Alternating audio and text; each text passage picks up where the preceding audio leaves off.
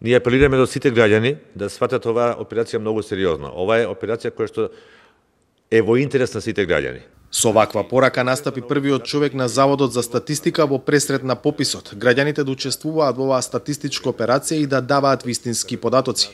Симовски, кој го води телото што ќе го спроведува пописот, ја објасни усвоената методологија според која ќе се одвива операцијата.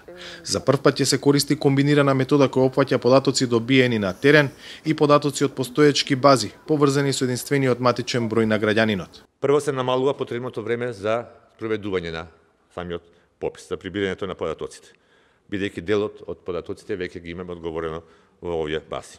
Се намалува трошокот на целокупната операција со самото намалување на времето, се намалува потребното време за обработка на податоците, што е многу битен факт, а придонесува конечните податоци од пописот да се објават за многу пократок период отколку што беше тоа случај кога се користеше традиционалниот метод и можеби најважното за нас дека овој метод овозможува многу повисоко ниво на квалитетот на податоците од пописот, бидејќи податоците во базите се сите документирани и точни.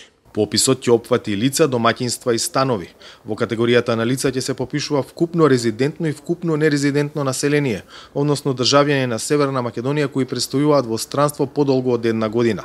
За лицата што наоѓаат во странство е овозможена апликација кај што самите ќе можат да си ги пополнат податоците, односно така наречено само попишување на лицата во странство и оваа можност ќе биде од 1 март па заклучно со завршувањето на главната операција на пописот во 21 април. Даваме можност да и лица кои што се во земјата дадат податоци за лица кои што знаат дека се наоѓаат во странство и за кои што ги познаваат сите потребни податоци.